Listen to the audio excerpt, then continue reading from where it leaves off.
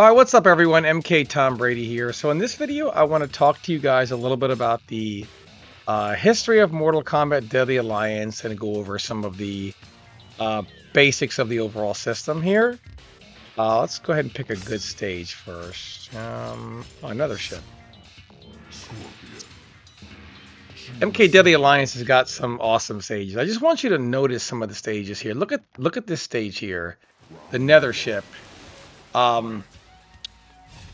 And you've got like the ship creaking as it goes over the waves, the rain, the whole ambiance of this stage.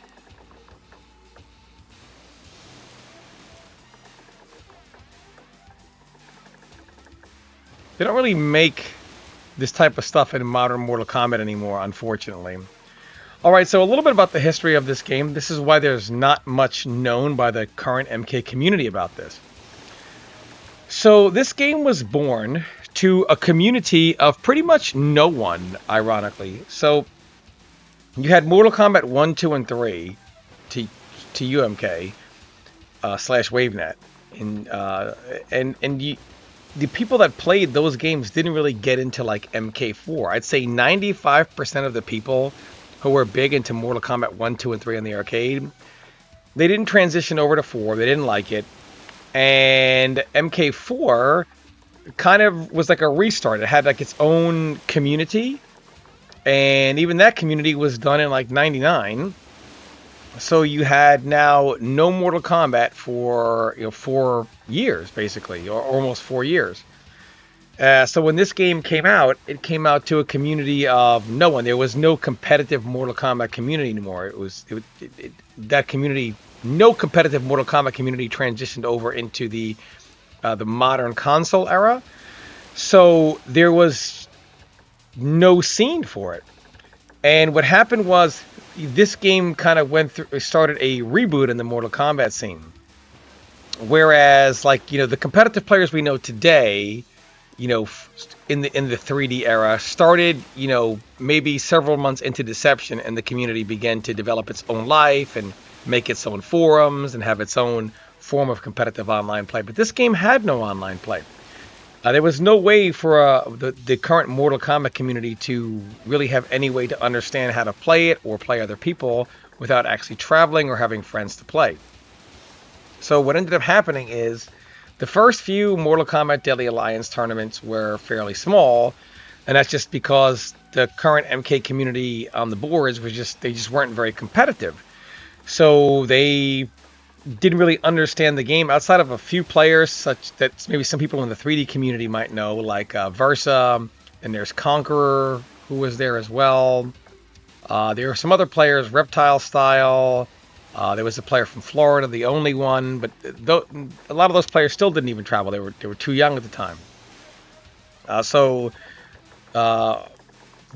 It was, you really couldn't get much competitive hardcore knowledge on there. In fact, the Mortal Kombat site at the time, which ended up being mk5.org, which transitioned to there from Mortal Kombat Nightmares, they didn't really have any comprehension of high-level gameplay. To them, even the concept of a tier list was ridiculous. They just thought, you just think this character is better because you're better with them. They didn't understand the concept of matchups, tiers, character strengths, weaknesses, etc.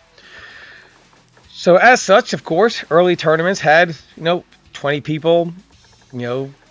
One had 10 people, one had 28, one had like 37 or something like that. They were fairly small. And then what happened was the 3D community, like the Tekken players, ingratiated themselves into this game. Ingratiated this game into their community. And they started to hold Mortal Kombat Deadly Alliance at tournaments that held Tekken and Soul Calibur 2. At this time, the 2D community and the 3D community were kind of segregated up until the first EVO, where then all games were held at one mega event, and then all tournaments really followed suit there. And this became the tournament era, where every game was there, and it was, more of an event, and et cetera, et cetera. It started kind of that route on a smaller scale, and then transitioned to what we have today. So you had some very high-level Tekken players that played this game. I'm just going to name a few 3D players in general. You had Jop, multiple Tekken Tag Legend, Evo Top 8 in Tekken 4, Jackie Tran, Evo Top 8 in Tekken 4, and Evolution Champion in Tekken 4. Eddie Pistons, who at that time was in his prime, at 2000, 02, 03, 04, also top 8 at Evolution for Tekken 4. And you had other players such as Mick, RTD. You had some 2D players here in the Virginia area, some OGs that would recognize the name BLT, Eric Valencia, of course, Derek Perez. There was a lot of people from multiple communities that picked this game up, but especially the 3D community and a lot of the Capcom and 3D players here in Virginia, where I lived, picked it up. And then, of course, they even transitioned over into early Mortal Kombat Deception, because this game kind of came out in the middle of Tekken 4. And then Deception came out and they were waiting on Tekken 5. So also players like, again, Mick, RTD, UF's MC Ogre, etc. were like playing online. And the Tekken community largely took over the first 2 months of Mortal Kombat Deception. And they were online, and they just were not well received by the Mortal Kombat community, and a lot of them were kind of trolly to the MK community as well, because the MK community really hadn't formed itself yet. So the reason why not much is known about this game's competitive history, and this game only had a little more than 5 tournaments that had between a little over 80 people. In fact, 2 of them right here in Virginia, one of them at a mall, had 90 people at it. And to this day, I don't know how that mall tournament drew 90 people, and I promise you that mall never wants 90 Mortal Kombat players at it ever again. So I believe that was the first and last time they ever did that. So they were just, once this game got picked up by the 3D community, it was able to have 5 or 6 pretty sizable tournaments, and a bunch of smaller ones that were not the old 10 to 20 people. You would have 60 people or so, 50 people or so, as this game would be played at even a regional level, tagged on any tournament that had Tekken 4, Soul Calibur 2, etc. And this game, Tekken Zaibatsu even created a Mortal Kombat Deadly Alliance forum, and this is primarily where you could talk high-level stuff. And you really couldn't talk that on the MK board at the time, because they just were not receptive to it. A few people were, and I had many threads where I tried to explain the game and how things were, but in general, this is why there's the least known about this game as far as public knowledge, and that's because this game was born to a community of no one. Not until several months into Deception did the Mortal Kombat community start to develop what it ended up becoming to this day, kind of the groundwork of that. Now, I want to mention one player because people ask me about him all the time. Check. Where was Check in this game? Absolutely nowhere. And I do not say this to be offensive to the guy, only because it is just documented history. Check did not travel, he didn't play this game, and he really doesn't have any idea how to really play the game. At one tournament, he uploaded a set where he played me. I had not played this game in a decade, and I was still used to the stick, in which I'm sitting here playing on a pad. I didn't even know what my buttons were. You can watch me play. I had no idea I couldn't even do a single string, because I didn't even know where my buttons were. Sometimes I'm not even blocking because I didn't know where block was. I didn't even change the buttons around because I didn't even know how I would want them arranged. I'm used to a custom stick with its own custom layout. That's what I played this game on back when I competed. And he couldn't even kill me. We had to raise the time to the maximum time up from 60, because as rusted as I was, unable to do a combo even, he couldn't even kill me still. We had to raise the time so that somebody would actually die and they wouldn't all be 60-second timeouts. Also, didn't do any of the basics, such as interrupting, jump canceling, no fundamental knowledge of the basics, played it very much like Deception. To this day, I don't think he would interrupt anything. And when I refreshed this game, when I got back into the game and I showed Rio a lot of stuff and we started playing, I went to tournaments multiple times to try to catch him on Deadly Alliance, and of course there was a no-show. And there's also a situation even in MKDC where caught me rusty, hadn't played in 2 years. I was there for Tekken 6. He was beating me in casuals. Well, lo and behold, the tournament comes. Myself and Rio were in the top 2, and it comes up with the scenario where the casual footage was stolen. Nobody gives a shit that he was beating anybody in casuals. We shook the rust off the night before, and then tournament came. It was a different story. Also, before I went to NetherRealm Studios to test MK9, I went to his house specifically just to break that delusion that he was this king and his footage was stolen. Lost at his house. We even played a 1st to 5 right there, and he lost that as well in his bedroom. And even at NetherRealm Studio, I challenged him again in front of everybody in the hotel room when they were there for MK9 testing. Conqueror was there, Bone was there, Shock was there, and he declined and he left and he was out all night drinking, whatever that means. And again, look, he did beat myself and Rio in tournament during MK9. We were both in top 8 at that major. We hadn't played the game in a year and a half, but when we lost, we just took it, shook his hand, and I hugged the guy because I was genuinely happy for him. Didn't make any excuses, didn't say, oh, footage was stolen, or what about this tournament when we were playing the game.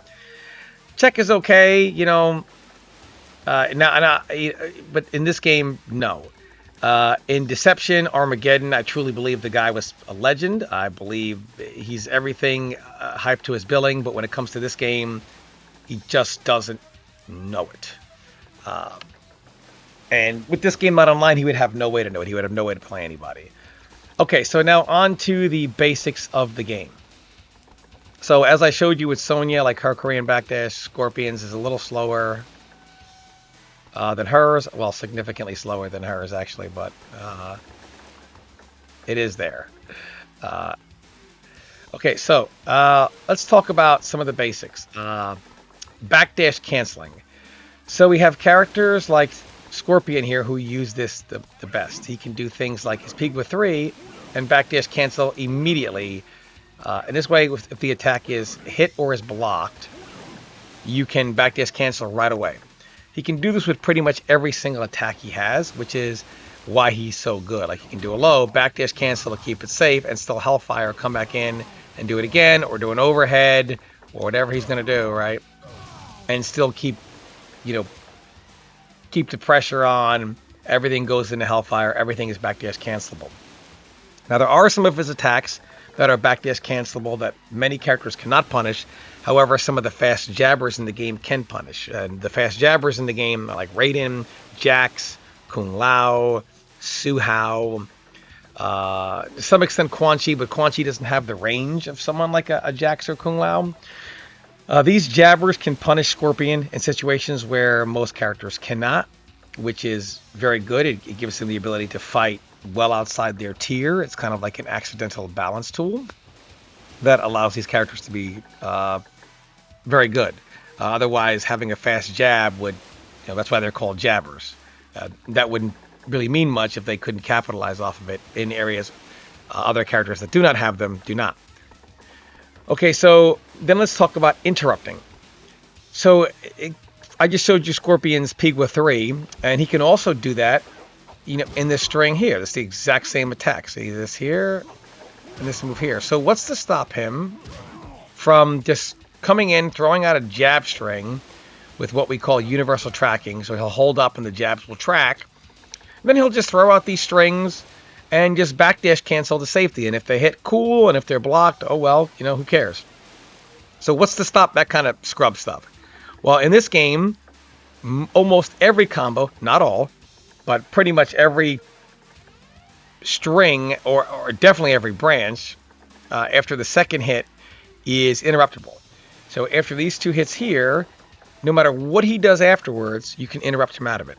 And he can't backdash to safety. He can't block after the 2 jabs. No one in this game can do 2 jabs and block, 2 parts of a string and block. And even if they finish the string with the 3rd hit or the subsequent following hits, they can be interrupted. So after 2 hits, almost every string in the game can be interrupted. And the characters that are best at this are the fast jabbers. Again, Suhao, Jax, Kung Lao, Raiden, and to some extent Quan Chi, even though he doesn't have the best range on his jab. And then you have some characters that have reversals, such as Scorpion, Shang Tsung, etc. They can also, in certain instances, not all, reversal in those situations. But mainly it's the fast jabbers that really capitalize as the best punishers and the characters that are really good at interrupting. And the characters that don't have very fast jabs or don't have very fast normals in general, those are the characters, a lot of them are actually super top tier, but for other reasons, but because they don't have that fast jab, it keeps these jabbers in their own category where they're great at interrupting everything, great at punishing everything. It's again kind of an accidental balancing tool that is just another happy accident in the game. All right, so now let's talk about jump canceling.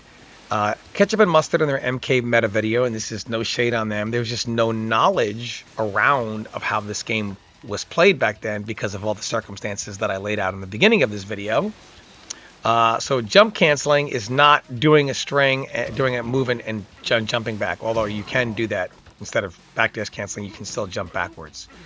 But that's not what jump canceling is. Jump canceling is doing a move, canceling a jumping move to another move. So see how that move is done airborne? Let's move the rope out of the way. I'm going to try to do, there we go. See how Pigwa 3 there is being done airborne? It extends the range. And it's not just on single hits. Again, I'm kind of rusty at this game. I'm not used to a pad here. I used to play on a custom stick. You can even do the full string. And see, he's kind of like walking on air there. So if you start a string with a jump cancel, the remaining part of the string will also be done airborne with more range. So there were some players that used to jump cancel everything in this game just to extend the range. And jump canceling is also, let me give you an example here. Jax is a great example of this. Certain special moves can be, let's go switch stage here. Let's give you a good stage. There's so many good ones here. So many good ones. Oh, the portal, that's a good one too. So Jax has what's called a life up. Now, a life up is not in this game, you can gain a little bit of health back. Some characters have what's called a life up. Now, you can do this about a handful of times before it stops giving you any life back, and each time you use it significantly decreases the amount of life you get back. So it's pretty much good 1 or 2 times. The rest of the time, it's not very good at all. Now, you see how long this animation is? But if you jump cancel it, it's much faster. And if I don't do the jump cancel, it's slower. And with the jump cancel, it's much faster. So you have, not only does it extend the range of all attacks, it allows certain attacks to cut their animation significantly. And that's the example of the jump cancel there. Okay, now let's talk about hits hitting you in transition. So zoning. What was zoning like in this game? And let's go. Oh, Moloch. This was a good one too. Moloch's Lair. Let's pick a Palace Grounds. That was a good one. And these stages also, on top of being very, very good, some of them are quite large. Like the Palace Grounds is quite large. So some of them are very roomy and some of them are smaller. All right, so Shang Tsung. So he is the zoner of this game. So you have here the 3D fireball, right? Far and close. These take about 13%. Now, the thing is, it's good in a 3D game because you would think, oh, well, how good is zoning in a 3D game? Well, that's why the 3D fireball comes into play. He is the zoner of this game. And he also has a straight fireball.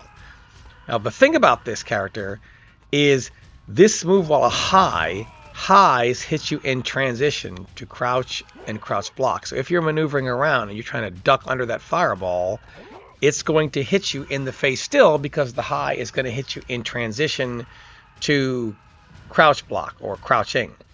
So this allows a character like Shang Tsung to actually zone in a game where you would think, 3D game, how good is the zoning? He also can do things like has a soul steal that he can also do in juggles. And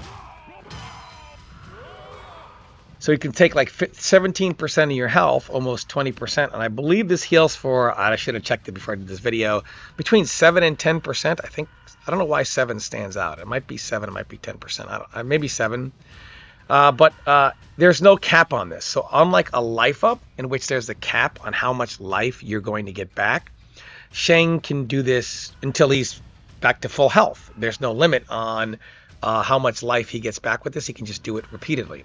So not only can he zone, but he can also, upon launching, get some health back. So he has juggles that do between 27 and 29, but he also has this situation here where he can do 17% plus get health back and continue to zone.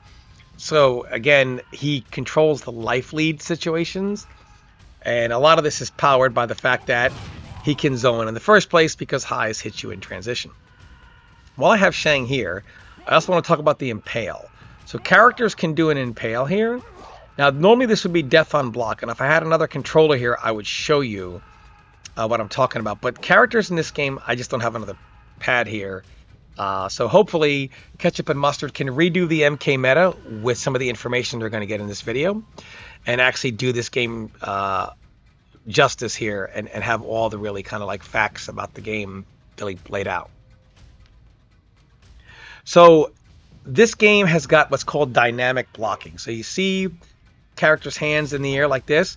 Well, as you're blocking attacks, their hands will transition from different animations of blocking. You can actually capitalize on this from a peak maximum of max range impale, where if you're trying to do an impale from its maximum possible range and someone is blocking it, it will cause this weird blocking animation and you'll be stuck there and you will be unable to punish the impale attempt.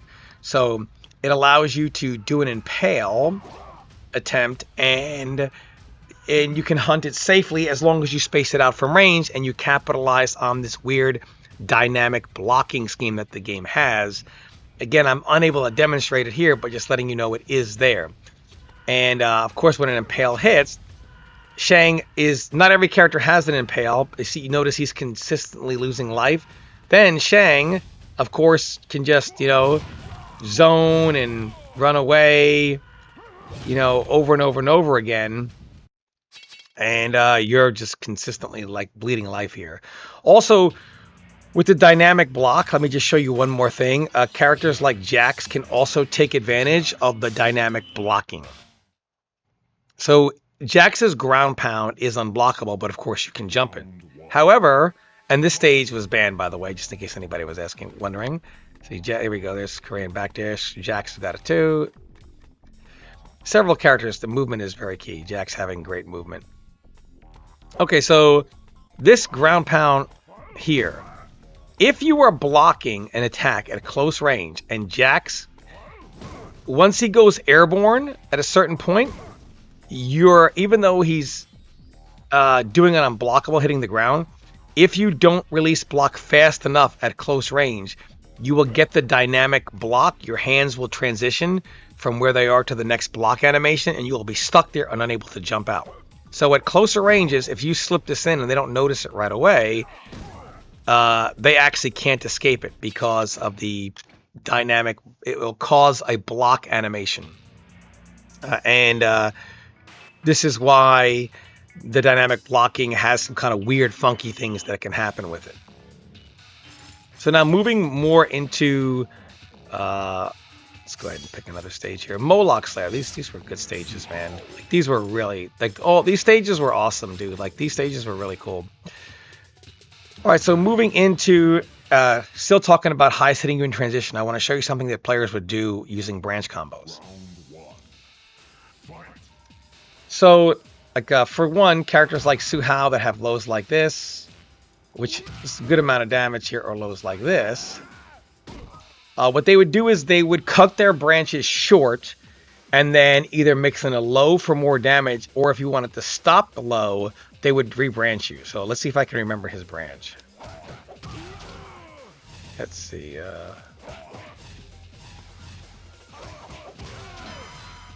1-1-2 switch back to, I think.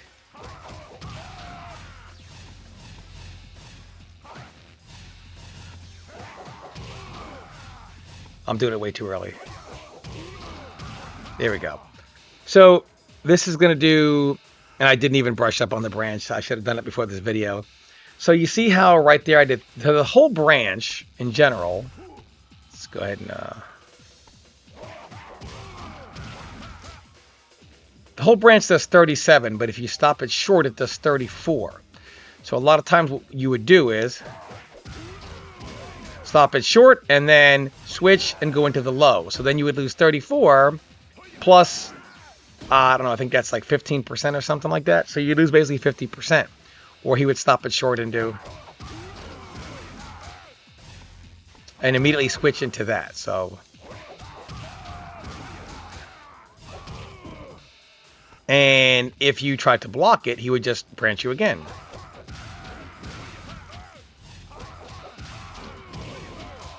And I was really slow there because I'm not used to the pad.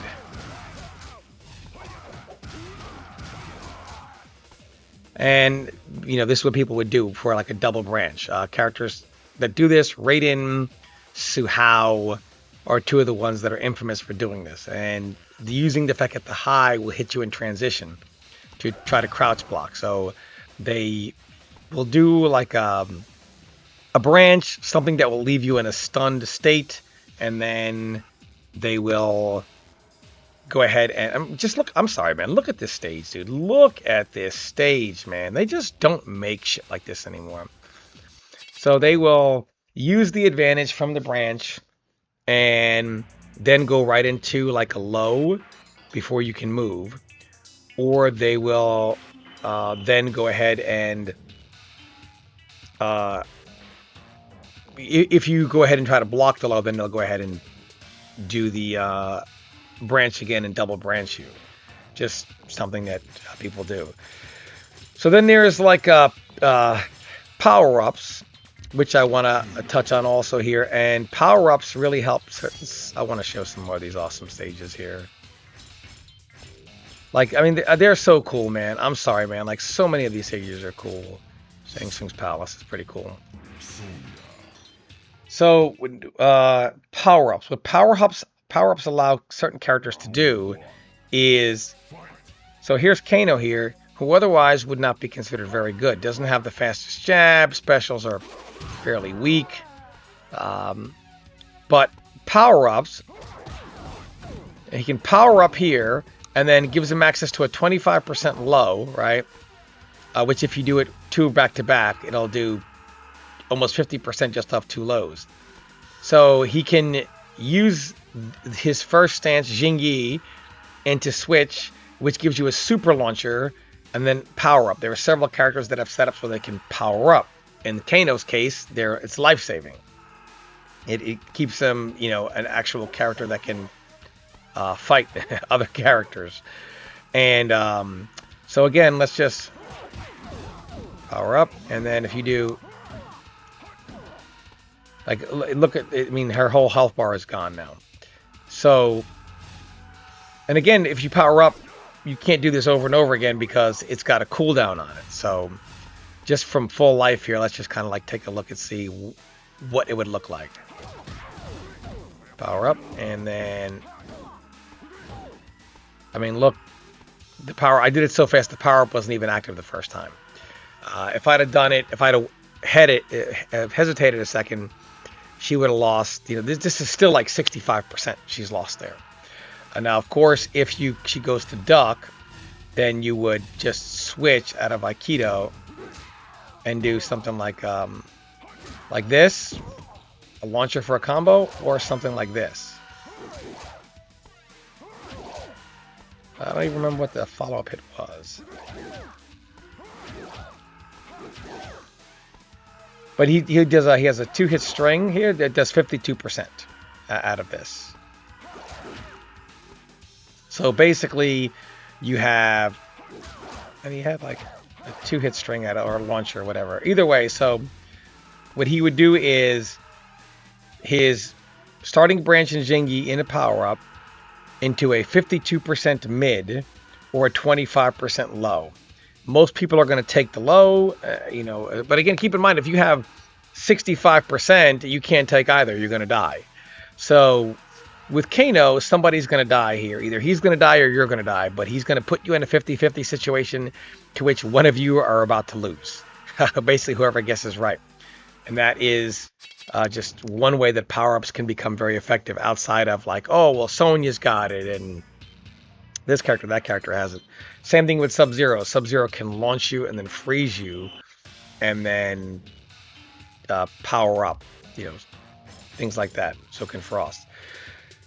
There's also like links in this game. Like Kenshi's a character that has a link.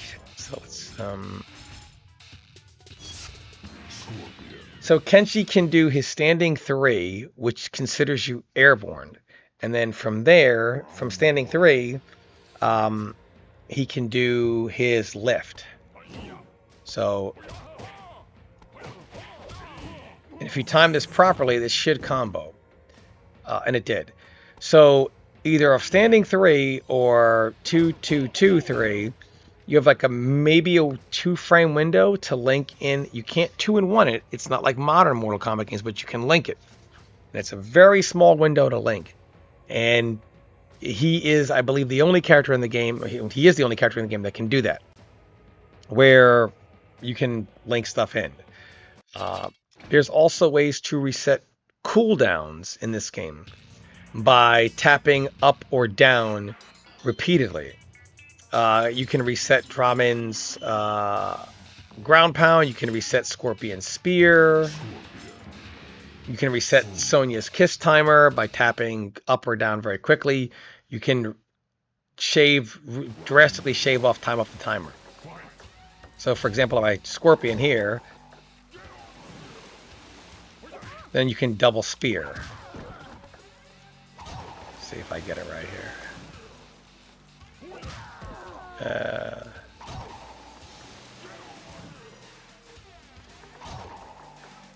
I don't know if I did it fast enough there.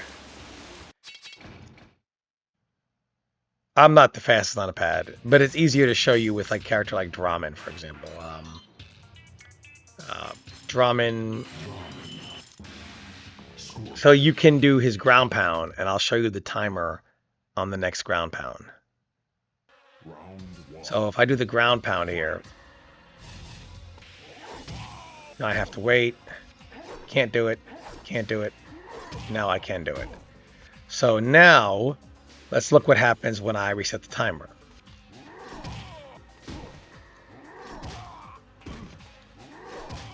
So you can reset the timer on things like Sonya's Kiss, Dramin's ground pound by rapidly tapping up or down. There are several other specials in the game that this is possible with.